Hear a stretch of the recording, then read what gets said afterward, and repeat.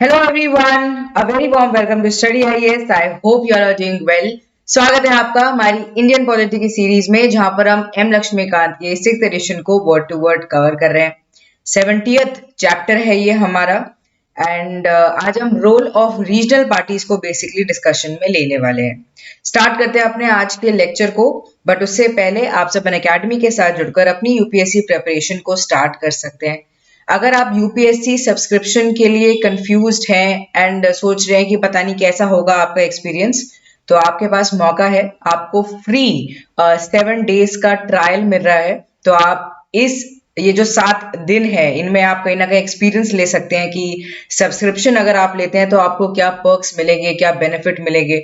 Unlimited access होगा आपके पास recorded classes का और लाइव क्लासेस भी आप अटेंड कर पाएंगे। You can learn any time. Also digital notes आपको अवेलेबल हो जाएंगे। Offer is valid till 4th of March, तो इसको जरूर कंसिडर करना। यूज करना कोड स्टडी आईएएस जो कि है हमारे चैनल का नेम। अगर आप इसको यूज करते हैं तो आपको एक्स्ट्रा 10% का डिस्काउंट मिल जाएगा। And you can follow these 4 steps जिससे आपको 7 days free trial UPSC subscription का मिल जाए। ठीक है, यहाँ पर आप देख सकते हैं कैसे कैसे you have to scan the QR code, ये रहा। उसके बाद रजिस्टर करना है आपको, चूज करना है अपना गोल, एक्टिवेट करना है अपना code and you can start learning. चलो अब देखो, अगर आप 2024 के लिए प्रिपेयर कर रहे हो यानी नेक्स्ट ईयर आप प्रीलिम्स देना चाह रहे हो तो आरएम बैच के अंदर आप एनरोल कर सकते हैं। ठीक है, इसके अंदर आप एडमिशन ले सकते हैं। ऑप्शनल की तैयारी आप अकेडमी के साथ कर सकते हैं। ये सब टीचर ऑप्शनल कवर कर रहे हैं। ईपीएफओ का एग्जाम अगर आप देने वाले हैं, यहाँ पर कोर्स अवेलेबल है, आप इसको परचेज कर सकते हैं। ऑल्सो एडमिशन ओपन है 2024 फाउंडेशन बैच के लिए। अगर आप ऑफलाइन पढ़ना चाहते हैं तो आप इसको भी कंसिडर कर सकते हैं। चलो आज हम देखने वाले हैं रीजनल पार्टीज का क्या रोल होता है अगर हम इंडियन पॉलिटिकल सिस्टम की बात करें। तो देखो, हमारे देश के अंदर पहले तो हमें presence of large number of regional parties देखने को मिलता है एंड इनकी प्रेजेंस ही है जिसने कहीं ना कहीं हम ये इस चीज को डिनाई नहीं कर सकते कि हमारे पॉलिटिकल सिस्टम को एक अलग शेप दी है, एक अलग हमें देखने को मिलता है अगर हम और सब कंट्रीज से कंपेयर करें। ठीक है, they have come to play a wider role in Indian politics, चाहे वो किसी भी लेवल पर हो, चाहे बिल्कुल ही लोकल लेवल पर हम देख रहे हैं, स्टेट लेवल पर देख रहे हैं, चाहे हम नेशनल लेवल पर देख रहे हैं। तीनों लेवल पर दे हैव एक्चुअली कहीं ना कहीं दे हैव इम्पैक्टेड। ठीक है, this is more so in the context of new era of collision politics. देखो, एक समय था जब सिर्फ वन पार्टी डोमिनेंस देखने को मिल रहा था, तब तो situation was very different. But अभी क्या है, अभी जैसे जैसे कोलिजन पॉलिटिक्स का जमाना आया, ठीक है, कोलिजन गवर्नमेंट फॉर्म होने लग गए स्पेशली आफ्टर 1967। उसके बाद रीजनल पार्टी ज्यादा फॉर्म होने लग गए। तो इनकी रेलेवेंस, इनका इम्पैक्ट उसके बाद हमें देखने को मिला हमारी इंडियन पॉलिटिकल सिस्टम के अंदर। अब देखो इनके फीचर्स क्या हैं, अगर हम फीचर्स समझने की कोशिश करें। सबसे पहला तो ये है, ये ज्यादातर ऑपरेट करते हैं with in a specific state या फिर स्पेसिफिक रीजन, एक रीजन के बेसिस पर या फिर एक स्टेट के बेसिस पर हमें देखने को मिलता है। एंड देयरफॉर इनका जो इलेक्टोरल बेस होता है वो भी काफी लिमिटेड होता है टू अ सिंगल रीजन, क्योंकि कहीं ना कहीं वो उसी रीजन में उसी के एजेंडा को लेके कहीं ना कहीं आगे बढ़ते हैं। तो इलेक्टोरल बेस भी कहीं ना कहीं उनका वहीं पर सिचुएटेड होता है। सेकंड है, it articulates regional interest and identify itself with a particular culture, religion, linguistic या फिर एथनिक ग्रुप। अब ज्यादातर ये देखने को मिलता है कि ये जो रीजनल पार्टीज होती हैं दे एसोसिएट देमसेल्फ विद सम और अदर एजेंडा। जैसे कि किसी पर्टिकुलर कल्चरल बेसिस पर कि हम इस पर्टिकुलर कल्चर को आगे लेकर जाएंगे। ठीक है, ऐसे देखने को मिल सकता है। रिलीजियस बेसिस पर हमें बहुत सारी रीजनल पार्टीज देखने को मिलती हैं। दे ट्राई टू से पीपल की आपका ये जो रिलीजन है, जिस रिलीजन से हम एसोसिएट कर रहे हैं, हम इसको आगे लेकर आएंगे, इनकी डिमांड्स को आगे रखेंगे। ठीक है, ये सब लिंग्विस्टिक बेसिस पर भी बहुत बार ये कि नहीं हमारी लैंग्वेज को आगे बढ़ाया जाएगा, हम मांग करेंगे कि हमारी लैंग्वेज को और पर्क्स मिले। ठीक है, ये सब हमें ये करते हुए नजर आते हैं। इसके अलावा it is primarily concerned with exploiting the local resource of discontent और preserving a variety of primordial demands. अब देखो, बहुत बारी क्या होता है, हमें कोई भी रीजनल पार्टी इमर्ज होते हुए कैसे नजर आती है। लोगों के अंदर कुछ चीजों को लेकर डिसकंटेंट है, नाखुश हैं लोग, सरकार से कहीं ना कहीं कुछ शिकायतें हैं लोगों की। तो ये जो चीजें होती है ना, इनको एक्सप्लॉइट करते हैं, इनको कहीं ना कहीं मोल्ड करते हैं, इनको कहीं ना कहीं बनाकर ये जो रीजनल पार्टीज हैं ये अपना इंटरेस्ट सामने रखती हैं, या फिर ये इनको मुद्दा लेकर ये कहीं ना कहीं सामने आती हुई हमें नजर आती हैं। लोकल रिसोर्सेज ऑफ डिसकंटेंट को आगे भुनाने की कोशिश करती हैं, या फिर हमें देखने को मिलता है कि बहुत सारी ऐसी लोगों की डिमांड है, जैसे कि किसी पर्टिकुलर लैंग्वेज के रिगार्डिंग कोई डिमांड करी जा रही है कि इस पर्टिकुलर लैंग्वेज को आप क्या करो, आप 22 लैंग्वेजेस जो हैं, ठीक है, शेड्यूल 8 में आप उसके अंदर इसको रखो। तो ऐसे कुछ काइंड ऑफ जो डिमांड्स हैं, ठीक है, इनको इनके बेसिस पर ये रीजनल पार्टीज फॉर्म हो जाती हैं। किसी पर्टिकुलर कास्ट को कि नहीं, आप इस कास्ट को क्या करो, आप इसको ये पर्क प्रोवाइड करो, इनको शेड्यूल कास्ट की कैटेगरी में रखो। किसी पर्टिकुलर कम्युनिटी को आगे बढ़ाना है, किसी पर्टिकुलर रीजन को आगे बढ़ाना है, उनके मुद्दे को सामने रखना है, ठीक है, ये इनका काम होता है। इसके बाद इट फोकसेस ऑन लोकल या फिर रीजनल इश्यूज। ज्यादातर क्या होता है, लोकल या रीजनल इश्यूज जिन तक बहुत बारी ऐसा होता है कि जैसे पॉलिटिकल पार्टीज हैं, देखो, which are of national level and काफी वर्ल्ड, जैसे हमें कंट्री वाइड देखने को मिलती है, जैसे कि कांग्रेस हो गई, बीजेपी हो गई, दो दे आर वर्किंग, बट बहुत बारी ऐसा होता है क्योंकि इनके एजेंडा ज्यादा है एंड नेशनल पार्टीज हैं ये, तो रीजनल इश्यूज कुछ ना कुछ रह जाते हैं। पर ये जो रीजनल पार्टीज होती हैं ये लोकल इश्यूज, रीजनल इश्यूज को ही सामने रखती हैं। एम इनका वही है जो कि हर पॉलिटिकल पार्टी का होता है कि हम कैसे सत्ता में आ जाए, पावर में आ जाए, स्टेट लेवल पर आ जाए एंड हमें भी कुछ बेनिफिट्स मिल जाए। It has no inclination to expand and control of the central government, ठीक है। चलो, इट हैज पॉलिटिकल डिजायर। अब देखो, हर पॉलिटिकल पार्टी की तरह इनका भी एक पॉलिटिकल डिजायर है, ठीक है, कि ये ग्रेटर रीजनल ऑटोनॉमी को कहीं ना कहीं अचीव कर सके, state wise, Indian union wise, and कहीं ना कहीं सेंट्रल गवर्नमेंट के कंट्रोल से बाहर रहें, ठीक है। बहुत बारी ऐसा भी देखने को मिलता है कि सेंट्रल गवर्नमेंट के अगेंस्ट ये रीजनल पार्टीज आ जाती हैं कि सेंट्रल गवर्नमेंट ने ये हमारी मांगे पूरी नहीं करी, इसलिए हम इसके रिगार्डिंग हम अपनी पार्टी में बात उठाएंगे, ठीक है। ऐसे हमें रीजनल पार्टीज देखने को मिलती हैं। तो ये सब फीचर्स हैं जिनके बेसिस पर आप एक रीजनल पार्टी को आइडेंटिफाई कर सकते हो।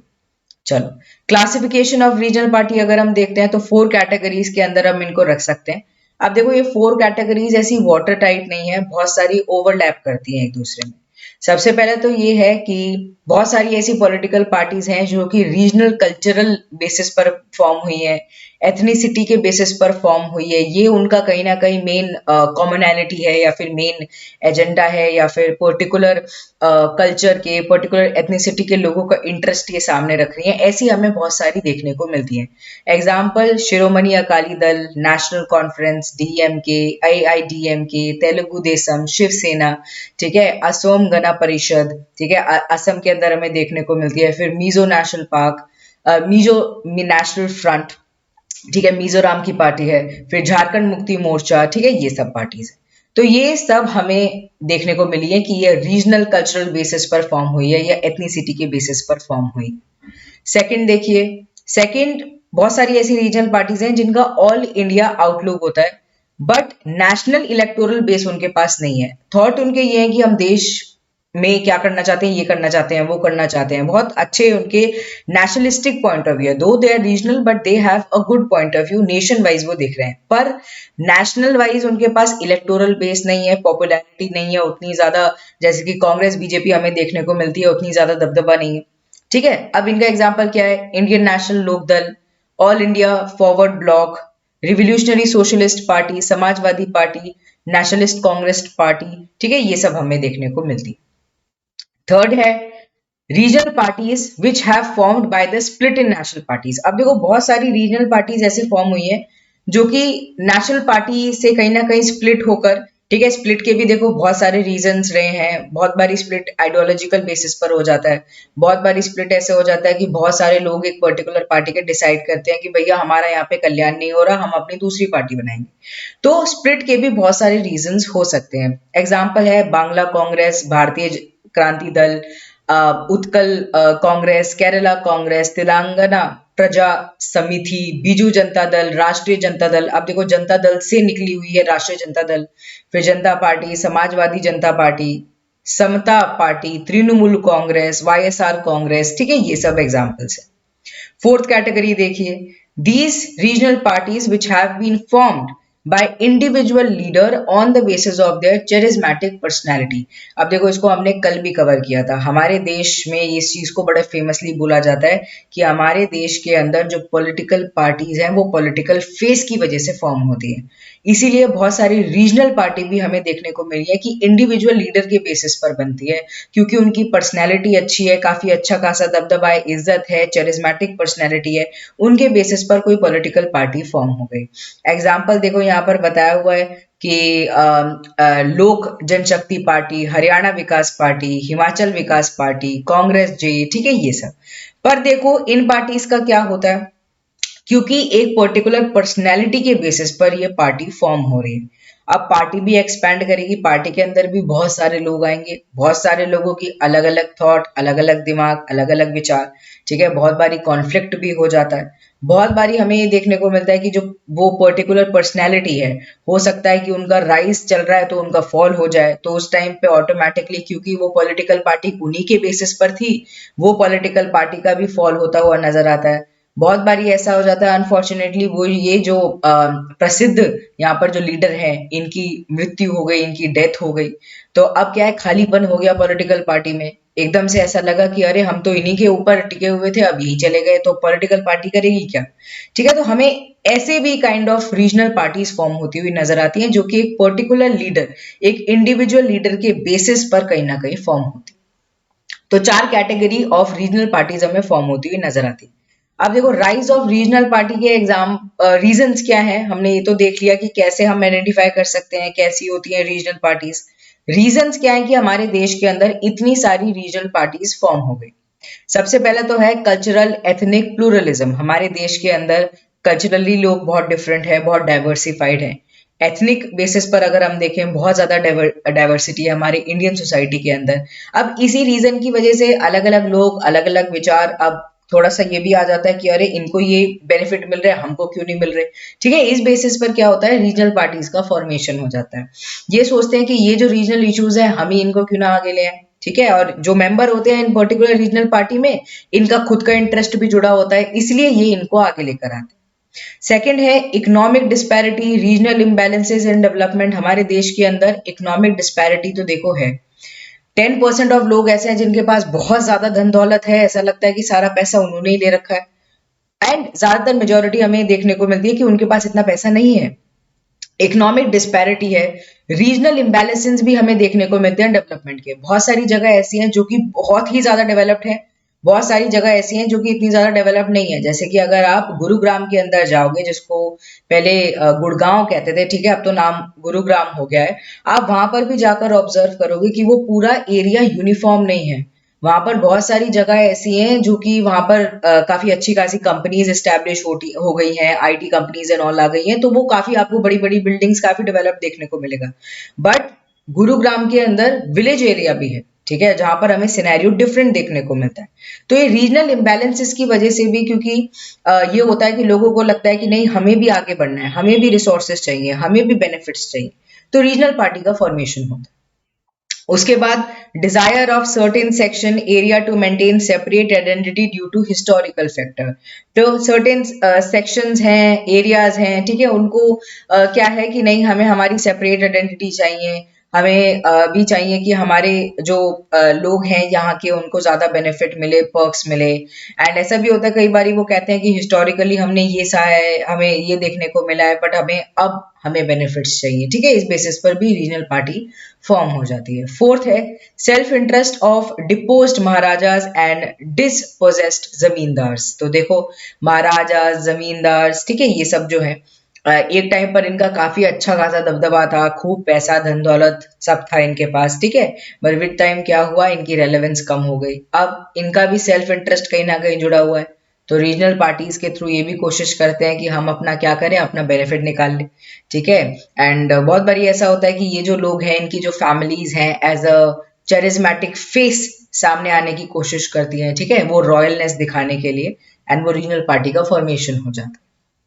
उसके बाद failure of national politics to meet the regional aspiration. जैसे कि मैंने आपको बताया कांग्रेस है, बीजेपी है, माना कि बहुत अच्छे तरीके से काम कर रही है, पर बहुत सारी ऐसी बिल्कुल रीजनल लोकल लेवल पर कुछ डिमांड्स होती हैं, कुछ लूप होल्स होते हैं जिन तक शायद वो अप्रोच नहीं कर पाती। इसी वजह से रीजनल पार्टीज का फॉर्मेशन होता है। अब देखो रीजनल पार्टीज का अच्छा काम क्या है, अच्छा अगर हम इनका इंटेंशन देखें ये है, जो लोकल डिमांड्स होती हैं, जो लोकल लूप होल्स होते हैं, उनको ये उजागर करती हैं, उनको नेशनल पार्टी के सामने रखती हैं। एंड कहीं ना कहीं प्रेशर भी बनता है नेशनल पार्टी के ऊपर कि भैया ऐसा नहीं कि सिर्फ आप अपना अपना सोच रहे हो, आप लोगों का भी सोचो, लोगों का नहीं सोचोगे सत्ता के अंदर नहीं रह पाओ। तो रीजनल पार्टीज का भी बहुत ज्यादा बेनिफिट है। उसके बाद reorganization of state on the basis of language, ठीक है, लैंग्वेज के बेसिस पर रीऑर्गेनाइजेशन हुआ। उसके बाद क्या हुआ, कुछ लैंग्वेजेस को लगा कि नहीं हमारे साथ तो बुरा हो रहा है, हमारे साथ तो गलत हो रहा है, ठीक है, इस वजह से रीजनल पार्टीज का फॉर्मेशन हो गया। फिर चेरिस्मेटिक personality of the regional leaders, इनके बेसिस पर रीजनल पार्टीज फॉर्म हो जाती हैं, ठीक है, एक पर्टिकुलर लीडर हैं, खूब अच्छा उनके पास फॉलोअर बेस है, ठीक है, उन्होंने क्या किया, रीजनल पार्टी फॉर्म हो गई। अब तो देखो फॉलोअर बेस का मायने डिफरेंट हो गया है, ठीक है, ट्विटर के अंदर इतने फॉलोअर्स हैं, ठीक है, आपको सोशल मीडिया पर लोग इतना फॉलो करते हैं, आप इतना लिखते हो, लोग आपके विचारों से कहीं ना कहीं रेजोनेट कर पाते हैं, इसके बेसिस पर भी फॉलोअर्स लोग जनरेट कर पाते हैं। चैरिस्मेटिक पर्सनैलिटी जो हम कह रहे हैं ना, ये ऐसे नहीं है कि ये भगवान ने चुन के भेजी है, ये बनती है विद टाइम एंड लोग ही इनको बनाते हैं। उसके बाद factional fight with the larger political parties, ठीक है, बहुत बारी क्या होता है लार्जर पॉलिटिकल पार्टी से लड़ाइयां हो गई, आइडियोलॉजिकल डिफरेंस हो गया, इसके बेसिस पर रीजनल पार्टी फॉर्म हो गई। या कोई पॉलिटिकल पार्टी है उसके अंदर क्या हुआ, वही आइडियोलॉजिकल डिफरेंस हो गया, लोग आपस में भिड़ लिए, कहा नहीं हम अपनी अलग पार्टी बनाएंगे, एक रीजनल पार्टी फॉर्म हो गई। फिर सेंट्रलाइजिंग टेंडेंसी कांग्रेस पार्टी की जो रही है विथ टाइम, क्योंकि एक टाइम था आजादी के बाद कांग्रेस पार्टी ही थी, कोई ऑपोजिशन में भी कोई बहुत ऐसा स्ट्रांग नहीं था, तो वन पार्टी डोमिनेंस हमने उस टाइम पर देखी है। तो वो जो सेंट्रलाइजिंग टेंडेंसी थी उसको हटाने के लिए रीजनल पार्टी का फॉर्मेशन हुआ, specially after 1967, specially after the death of JL Nehru, हमें ये सिनेरियो देखने को मिला। फिर absence of strong opposition party at the central level, देखा जाता है कि अगर सेंट्रल लेवल पर ऑपोजिशन पार्टी स्ट्रॉन्ग नहीं है, ऑपोजिशन पार्टी का कोई वैल्यू नहीं है, तो उस टाइम पर रीजनल पार्टी का फॉर्मेशन ज्यादा होने लग जाता है कि देखो आपसे तो कुछ नहीं होगा, हम ही करेंगे, हम प्रेशर डेवलप करेंगे, चाहे इनडायरेक्टली क्यों ना हम प्रेशर को क्रिएट करें, चाहे डायरेक्टली क्यों ना हम प्रेशर को क्रिएट करें। फिर role of caste religion in political process, तो देखो कितना ही कर लो, हमारे देश की पॉलिटिक्स से आप कास्ट रिलीजन इनको नहीं हटा सकते हो, क्योंकि ये कहीं ना कहीं एक एविल की तरह यहाँ पर रह रहे हैं। तो ये जो है कास्ट का जो है, रिलीजन का जो है, ठीक है, इनके बेसिस पर क्या होता है, ये जो रीजनल पार्टीज हैं ये फॉर्म हो जाती है। अब देखो रीजनल पार्टी की ये नेगेटिव बात भी है, कास्ट रिलीजन, ठीक है, ये चीजों को डाइल्यूट किया जा सकता है, पर बार बार अगर आप इनको पॉइंट आउट करते रहोगे तो शायद सिचुएशन कभी ठीक ना हो। तो नेगेटिव भी है, पॉजिटिव्स भी हैं, दोनों ही हमें रीजनल पार्टीज के देखने को मिलते हैं। फिर एलियनेशन डिसकंटेंटमेंट ट्राइबल ग्रुप्स के अंदर, ट्राइबल जो पॉपुलेशन है, ट्राइबल जो ग्रुप्स है, उनके अंदर एलियनेशन की भावना आ गई है, उनको ऐसा लगता है कि उनको डिस्क्रिमिनेट किया जाता है, उनकी बात नहीं सुनी जाती, उनके फॉरेस्ट राइट वॉयलेट किए जाते हैं, या फिर डिसकंटेंटमेंट है, जो पर्टिकुलर सरकार है उससे कहीं ना कहीं नाखुश है, तो इस टाइम पर ये जो ट्राइबल ग्रुप के जो लोग हैं ये रीजनल पार्टीज को फॉर्म कर सकते हैं।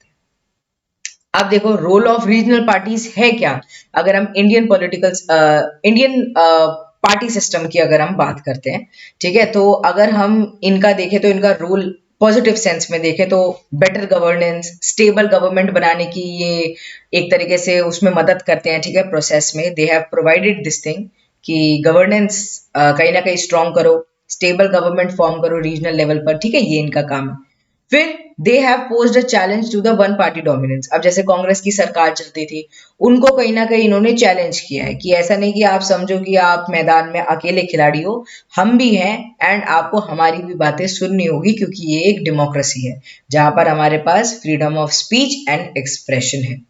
फिर they have made a strong impact on nature and course of centre state relation, ठीक है, तो इनका इम्पैक्ट सेंटर स्टेट रिलेशन पर भी पड़ा है, ठीक है, the tension area in centre state relation and the demand for grant of greater autonomy made the central leadership more responsive to the needs of the regional actors. अब देखो बहुत बढ़िया बात बोली गई है। ये जो सेंटर स्टेट रिलेशन की अगर हम बात करते हैं, बहुत बारी क्या होता है सेंटर एंड स्टेट के बीच में जैसे कहते हैं ना मनभेद चल रहे हैं, ठीक है, एक दूसरे से कहीं ना कहीं रेजोनेट नहीं कर पा रहे, डिमांड फॉर ग्रांट हो रहा है या फिर ग्रेटर ऑटोनॉमी एक स्टेट चाहता है। अब इस सब में क्या होता है, जो सेंट्रल लेवल पर हमें गवर्नमेंट देखने को मिलती है वो ज्यादा रिस्पॉन्सिव हो जाती है।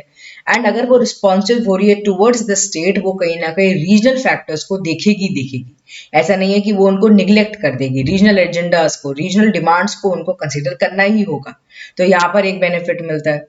फिर they have made politics more competitive, ठीक है, ज्यादा कॉम्पिटिटिव बना दी है, पॉपुलर पार्टिसिपेशन ज्यादा बढ़ा दिया है, लोगों का पार्टिसिपेशन ज्यादा बढ़ा दिया है। ये जो रीजनल पार्टीज हैं ये लोगों को कहीं ना कहीं इस चीज को वो करती हैं कि नहीं, आपको इलेक्शंस में पार्ट लेना है, आपको आगे बढ़ना है, आपको पार्टिसिपेट करना है। पार्टिसिपेट नहीं कर पाओगे, चेंज कभी ला नहीं पाओगे। अभी जो स्थिति है वो तो है ही, पार्टिसिपेट करके कम से कम आप हमें जिता तो सकते हो, है ना, जाओ तो सही वोट करने। तो ये है। फिर they have widened the choice for voters in both the parliamentary and assembly elections, ठीक है। तो असेंबली इलेक्शंस में, चाहे पार्लियामेंट लेवल पर लोकसभा के इलेक्शंस की हम बात कर रहे हैं, they have widened the choice for people, people have the choice कि वो किसको वोट करना चाहते हैं। The voters can vote for that party which aims to promote their own interest, ठीक है, जो भी आइडियोलॉजी से लोग अपने आप को कहीं ना कहीं वाइब कर पा रहे हैं, कोई भी अगर इंटरेस्ट लोगों को लग रहा है कि नहीं ये तो हमें भी बेनिफिट करेगा, अगर उससे कहीं ना कहीं लोग अपने आप को कनेक्ट कर पा रहे हैं, तो लोग वहीं वोट करें। अब ये किस वजह से हुआ है, रीजनल पार्टीज की वजह से हुआ है। ऐसा नहीं है कि गिनी चुनी या आपके पास आपने गिनती की गिन ली, अच्छा ये है बस इन्हीं को वोट करना है, रीजनल पार्टीज भी है, you can vote for them. उसके बाद they have increase the political consciousness of the people कि नहीं आगे बढ़ो, अपने इंटरेस्ट को देखो, आप इंडियन पॉलिटिकल सिस्टम के थ्रू अपने इंटरेस्ट को सामने लेकर आ सकते हो, ठीक है। लोकल एंड रीजनल लेवल पर जो हमें इश्यूज देखने को मिलते हैं उनको कहीं ना कहीं आगे लेकर आकर अट्रैक्ट करने की कोशिश करी, अटेंशन ऑफ द मासेस को रीजनल पार्टीज ने, ठीक है। ये हमें देखने को मिलता है रीजनल पार्टी का क्या एक तरीके से इफेक्ट है। फिर they provided a check against the dictatorial tendency of the central government, जो डिक्टेटरशिप वाली टेंडेंसी सेंट्रल गवर्नमेंट पर सेंट्रल गवर्नमेंट के के रिगार्डिंग आ सकती है या फिर वो इसको लेकर आ सकते हैं, ठीक है। डिक्टेटोरियल का क्या मतलब है, डिक्टेटरशिप वाली, जहां पर आप ये समझो कि बस हम ही हैं और कोई नहीं है, हम जैसा चाहेंगे वैसा होगा, डेमोक्रेसी को रखो साइड, डिक्टेटरशिप चलेगी, जो हमने कह दिया वो हमने कह दिया, ठीक है। एंड डिक्टेटरशिप ज्यादातर हमें देखने को मिलती है कि एक पर्टिकुलर पर्सन से एसोसिएट करती है। It is less about the government, less about the party, more about a particular person, ठीक है। तो they oppose the ruling Congress at the centre on certain issues and force the dominant party to be more reasonable, and वो कहीं ना कहीं conflict resolution के ऊपर ध्यान दें। तो रीजनल पार्टी ने विद टाइम ये काम किया भी है, जैसे कांग्रेस पार्टी का अच्छा खासा डोमिनेंस था, बट डोमिनेंस बहुत टाइम तक चला नहीं। अब ये रीजन है रीजनल पार्टीज का होने का, ठीक है, बहुत बड़ी वजह है रीजनल पार्टीज की होने की वजह से। ये जो कांग्रेस पार्टी है इनके ऊपर कहीं ना कहीं चेक एंड बैलेंसेस भी रहे। ऑल्सो ऐसा नहीं हुआ कि ये डिक्टेटरशिप में कन्वर्ट हो पाए। दो बहुत बारी ऐसा हुआ है कांग्रेस के फेज में जहां पर लगा है कि हाँ डिक्टेटरशिप आ सकती है, बट रीजनल पार्टीज ने कहीं ना कहीं यहां पर उसको बचा लिया। फिर they have made a significant contribution for the successful functioning of parliamentary democracy. Parliamentary democracy की सक्सेस का बहुत बड़ा कारण है रीजनल पार्टीज का होना। यहाँ पर क्या है, माइनॉरिटी का जो इंटरेस्ट है, जो उनका थॉट है वो भी सामने रखा है, मेजोरिटी का जो थॉट है, जो इंटरेस्ट है उसको भी सामने रखा है। They have played a very important role कि पॉलिटिकल पार्टी सिस्टम के थ्रू वो कहीं ना कहीं लोगों के एजेंडाज को, उनके थॉट को, उनके थॉट प्रोसेस को सामने रख सके। They have succeeded in exposing the partisan role of governor in the appointment, dismissal of chief minister। अब देखो रीजनल पार्टी की वजह से जो लूप होल्स हैं वो बहुत ज्यादा बाहर आए, जैसे कि गवर्नर्स का अपॉइंटमेंट कैसे हो रहा है कैसे नहीं हो रहा, ठीक है, उसको इन्होंने एक्सपोज किया है। फिर डिसमिसल ऑफ चीफ मिनिस्टर, ठीक है, इसको इन्होंने एक्सपोज किया है। फिर इशुएंस ऑफ ऑर्डिनेंस, कैसे ऑर्डिनेंस बार बार लेकर आ जाए, रेजर्वेशन ऑफ बिल, ठीक है, एक टाइम पर हमें देखने को मिला था कांग्रेस की सरकार के टाइम पे कि बहुत बारी ऐसा होता था जो गवर्नर हैं वो रिजर्व कर देते थे बिल्स को for the consideration of the president. अब ये इसकी वजह से क्या होता था, पॉलिसी पैरालिसिस हो रहा था, इसकी वजह से क्या हो रहा था, हमें सिचुएशन डिफरेंट होती हुई नजर आ रही थी। तो these regional parties have expose these thing कि ये हो रहा है, अगर ऐसे ही चलता रहा डिक्टेटरशिप हो जाएगी और आप सोचोगे कि अरे हमारे देश में तो डेमोक्रेसी थी, कहाँ गई। तो they have played a very important role. उसके बाद after the dawn of the era of coalition politics the regional parties have assumed a important role. ठीक है, तो हमें विद टाइम, जैसे कि वन पार्टी डोमिनेंस हटी, फिर कोलिशन पॉलिटिक्स आई, ठीक है, हमें विद टाइम देखने को मिला है कि जो नेशनल पॉलिटिक्स है, ठीक है, उसमें अंदर रीजनल पार्टीज का रोल बढ़ गया, स्पेशली जब कोलिशन गवर्नमेंट का फॉर्मेशन होना स्टार्ट हुआ। ठीक है, कि जोड़ तोड़ के सरकार बनाएंगे, उस टाइम पर रीजनल ये जो पार्टीज है इनकी रेलेवेंस समझ आए कि नहीं, एक एक इंसान इंपॉर्टेंट है, एक एक पार्टी इंपॉर्टेंट है। चलो, अब ये तो हमने पॉजिटिव्स देख लिए। डिसफंक्शन क्या है रीजनल पार्टी के, या फिर नेगेटिव्स हमें क्या देखने को मिलते हैं। तो सबसे पहला नेगेटिव ये है कि ये रीजनल इश्यूज को हद से ज्यादा तवज्जो देते हैं as compared to the national agendas. तो ये बहुत बड़ा एक डीमेरिट हो सकता है। ठीक है, अब जैसे देखो कम्युनिस्ट पार्टीज की अगर हम बात करते हैं, तो कोई ऐसा कोई कंपैरिजन हम डायरेक्टली नहीं कर सकते, बट फिर भी कम्युनिस्ट पार्टीज के अंदर या फिर कम्युनिस्ट कंट्री के अंदर क्या होता है, सिंगल पार्टी है कोई बात नहीं, पर नेशनल एजेंडाज उनके सामने होते हैं, नेशनल इंटरेस्ट उनका हमेशा सामने होता है। यही वजह है जैसे चाइना जैसी कंट्रीज हैं काफी आगे बढ़ रही हैं, है ना।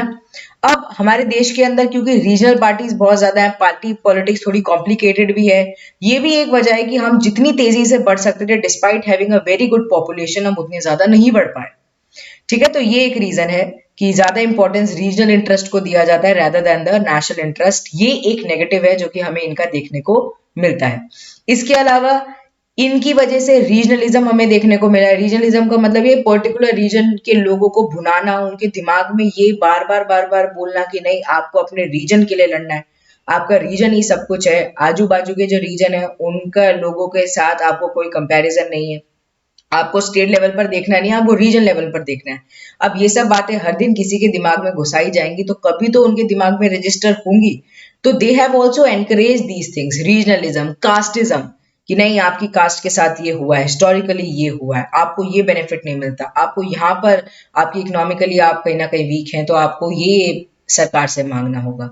फिर लिंग्विज्म, कम्युनलिज्म, ठीक है, रिलीजन के बेसिस पर, ट्राइबलिज्म, इवन ट्राइबल पॉपुलेशन को भी इन्होंने कहीं ना कहीं एक तरीके से ये बोलने की कोशिश करी है। दो पॉजिटिव वे में भी हम इसको ले सकते हैं, बट नेगेटिव साइड भी है कि इन्होंने कहीं ना कहीं इन चीजों को उजागर किया है, आगे लेकर आए हैं। ट्राइबलिज्म, एक पर्टिकुलर ट्राइबल ग्रुप को ये बोलना कि नहीं आपका ये छिन रहा है, आपका ये छिन रहा है, आपको फॉरेस्ट राइट नहीं मिल रहे एंड आपको रिसोर्सेज प्रोवाइड नहीं हो रहे, यहाँ पर ये बन रहा है, अब ये इंडस्ट्री बन जाएगी तो आपका जगह खाली हो जाएगी, आपको ये जगह नहीं मिलेगी। ठीक है, ये सब चीजें, तो they have created a hurdle. अगर हम नेशनल इंटीग्रेशन की बात करते हैं, इतने बड़े देश को जोड़ने की बात करते हैं, इन्होंने तो डिवाइड वाली पॉलिसी कहीं ना कहीं आगे करी है। ठीक है, they are responsible for the unresolution of inter state water dispute. अब देखो हमारे देश के अंदर बहुत सारी ऐसी स्टेट हैं जिनका इंटर वाटर डिस्प्यूट तो देखो चलता ही चलता है। अब ये भी एक एजेंडा लेकर रीजनल पार्टीज बहुत सारी आई हैं, है ना। इंटर स्टेट वाटर डिस्प्यूट भी है या फिर अदर इंटर स्टेट इश्यूज भी हैं बहुत सारे। तो इनकी वजह से ये चीजें बहुत ज्यादा उजागर हुई हैं, बहुत ज्यादा आगे आई हैं, कहीं ना कहीं रिजॉल्व होना थोड़ा सा अभी भी मुश्किल है। फिर इनकी वजह से हमें corruption, nepotism, favouritism, other kind of misutilization of power हमें देखने को मिला है, क्योंकि इनका सेल्फ इंटरेस्ट इनको लगता है सर्वोपरि है, वो आगे होना चाहिए और सब चीजें बाद में। तो ये एक नेगेटिव है। फिर they have focused more on the populist scheme, ठीक है, लोक लुभावनी स्कीम्स, ठीक है, इन पे ज्यादा इन्होंने कहीं ना कहीं जोर दिया है। And measures to expand and strengthen their electoral base, कि हमें क्या करना है, हमें बस अपना इलेक्टोरल बेस बढ़ाना है। बड़ी बड़ी बातें करेंगे, बड़ी बड़ी स्कीम लाने की बातें करेंगे तो लोग हमसे इंप्रेस हो जाएंगे, हमें वोट करेंगे एंड रीजनल पार्टी से हम कहीं ना कहीं बहुत अच्छी नेशनल पार्टी में तब्दील हो सकते हैं, है ना। तो ये इसने कहीं ना कहीं दो, देखो पॉलिटिक्स में सब जायज है, क्योंकि आपको पावर में आना है तो आपको देखो सब कुछ करना पड़ेगा। कहते हैं ना साम दाम दंड भेद सब चलता है पॉलिटिक्स में। बट इसकी वजह से, इन सब चीजों की वजह से हमारी इकोनॉमी डिस्टर्ब हुई है, हमारी डेवलपमेंट डिस्टर्ब हुई है। ऑल्सो सोसाइटी के लेवल पर अगर हम देखें थोड़ा सा हमें देखने को मिला है कि टकराव आई है, ठीक है, तो इसकी वजह से प्रॉब्लम हुई। फिर they bring in regional factors in the decision making and policy making. अगर हम कोलिजन गवर्नमेंट की बात करते हैं, जब भी कोलिजन गवर्नमेंट फॉर्म हुई है सेंट्रल लेवल पर, क्योंकि ये रीजनल लेवल पर ही काम किए हैं, रीजनली इनकी आइडियोलॉजी है, तो ये रीजनल फैक्टर्स को बहुत ज्यादा डिसीजन मेकिंग के अंदर लेकर आते हैं, पॉलिसी मेकिंग के अंदर लाते हैं, and they force the central leadership to yield to their demands. ठीक है, तो सेंट्रल लीडरशिप को कहीं ना कहीं ये फोर्स कर देते हैं, आप ये चीज फोर्स वर्ड शायद सही रहेगा कि फोर्स कर देते हैं कि नहीं आप रीजनल इश्यूज को देखो। पर देखो, हमेशा सिर्फ रीजनल इश्यूज को देखना, छोटी छोटी चीजों को देखना, इसकी वजह से जो नेशनल लेवल के एजेंडाज हैं वो पीछे रह जाते हैं। ये एक नेगेटिव है, ये एक डिसफंक्शन है रीजनल पार्टीज का। तो इस वाले पर्टिकुलर लेक्चर में हमने रीजनल पार्टीज क्या होती हैं, कैसी काइंड ऑफ देखने को मिलती हैं, क्या पॉजिटिव्स हैं क्या नेगेटिव्स हैं, ये सब हमने कवर किया। आपको लेक्चर अच्छा लगा तो नीचे लाइक का बटन जल्दी से दबा दो, बिल्कुल भी कंजूसी मत करो।